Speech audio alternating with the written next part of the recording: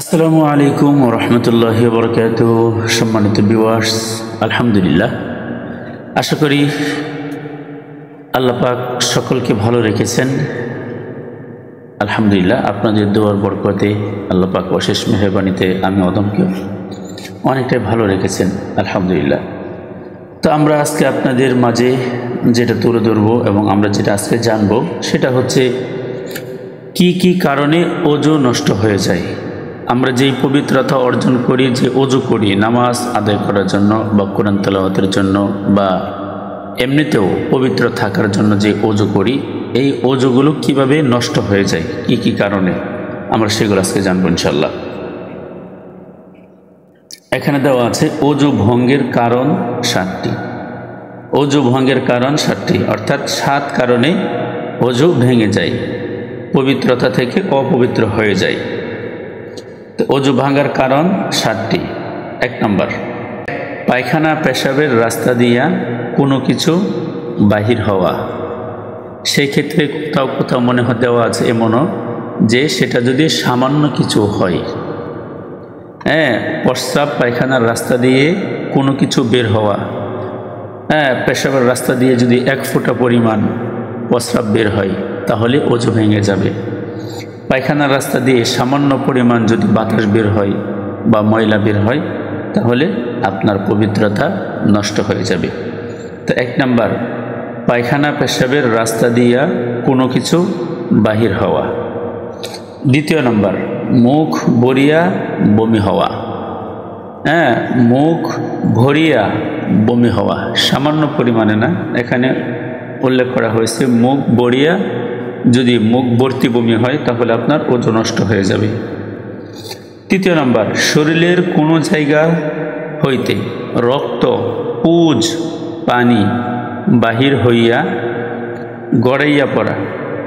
শরীরের কোনো জায়গা হইতে রক্ত, পুজ, পানি বাহির হইয়া গড়াইয়া পড়া, অর্থাৎ এখান থেকে যদি আপনার 1 ফোঁটা এখান শরীরের আপনার একটা অঙ্গ থেকে, একটা ক্ষতস্থান থেকে যদি রক্ত অথবা পুজ অথবা পানি বাইর হয়ে এভাবে গড়িয়ে গড়িয়ে ঘুরিয়ে ঘুরিয়ে এক স্থান থেকে অন্য স্থানে চলে যায়, সেই ক্ষেত্রে আপনার ওযু নষ্ট হয়ে যাবে, এখানে যেটা উল্লেখ করা হয়েছে। আর যদি সামান্য পরিমাণ বের হয়ে যেখান থেকে বের হয়েছে সেখানেই স্থির থাকে তাহলে আপনার ওযু নষ্ট হবে না। সেই জন্য শরীরের কোনো জায়গা হইতে রক্ত, পুজ, পানি বাহির হইয়া গড়াইয়া পড়া, এরকম অবস্থা যদি হয় তাহলে আপনার ওযু নষ্ট হয়ে যাবে। 4, থুতুর সঙ্গে, থুতু অর্থাৎ আমরা যে সেপ বলি বা মুখে যে পানি ওঠে যেটা থুতু, আপনি যদি থুতু দেন, এখানে যে পরিমাণে মুখের থুতু যায় এর চাইতে বেশি পরিমাণে যদি রক্তের অংশ থাকে তাহলে আপনার ওযু নষ্ট হয়ে যাবে। থুতুর সঙ্গে রক্তের ভাগ সমান বা বেশি হওয়া, যেই পরিমাণে থুতু সেই পরিমাণে যদি রক্ত থাকে তাহলে ওযু নষ্ট হয়ে যাবে, এবং যেই পরিমাণে থুতু এর চাইতে যদি বেশি রক্ত হয় তাহলে তো ভাঙবেই। কিন্তু যদি থুতুর পরিমাণে এর চাইতে কম রক্ত হয় তাহলে ওযু নষ্ট হবে না। সেই জন্য 4 নম্বরে থুতুর সঙ্গে রক্তের ভাগ সমান বা বেশি হওয়া। 5 নম্বর, চিত বা কাত হইয়া হেলান দিয়া ঘুম যাওয়া।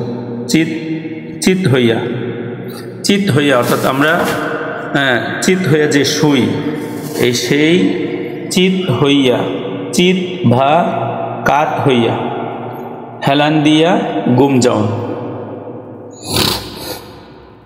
5 নম্বর, চিত বা কাত হইয়া হেলান দিয়ে ঘুম যাওয়া।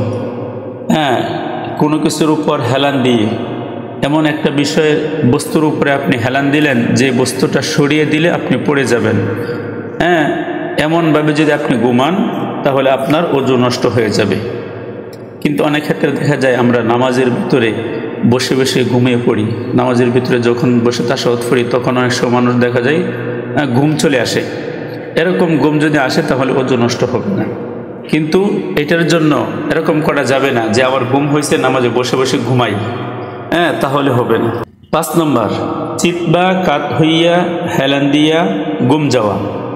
চিত বা কাত হইয়া, আমরা যেভাবে শুইয়া ঘুমাই সেরকম চিত হইয়া যদি আপনি ঘুমান তাহলে ওযু নষ্ট হয়ে যাবে। হ্যাঁ, অর্থাৎ কোনো বস্তুর কোনো জিনিসের উপর আপনি হেলান দিলেন, হেলান দিয়ে ঘুমালেন, যে জিনিসটা সরিয়ে দিলে আপনি পড়ে যাবেন, এরকম ঘুম যদি হয় তাহলে আপনার ওযু নষ্ট হয়ে যাবে।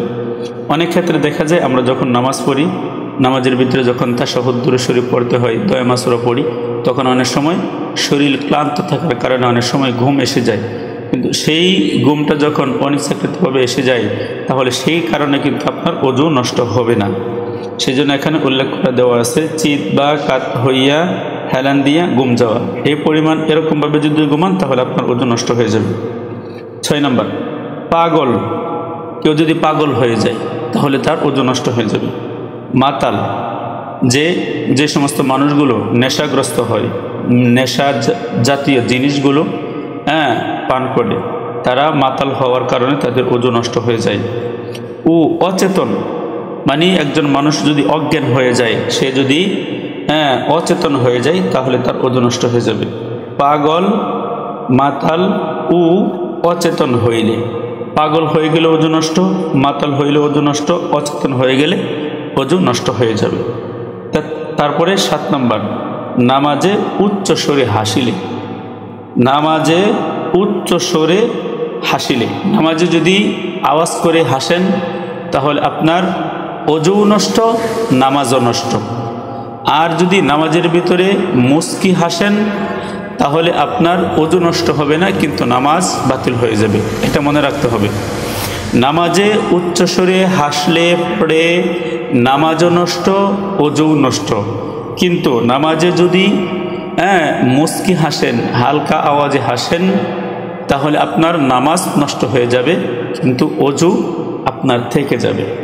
সেই জন্য এই কারণগুলো, এই বিষয়গুলো আমরা আমাদের জেহেনে রাখার জন্য চেষ্টা করব ইনশাআল্লাহ। আসসালামু আলাইকুম ওয়া রাহমাতুল্লাহ।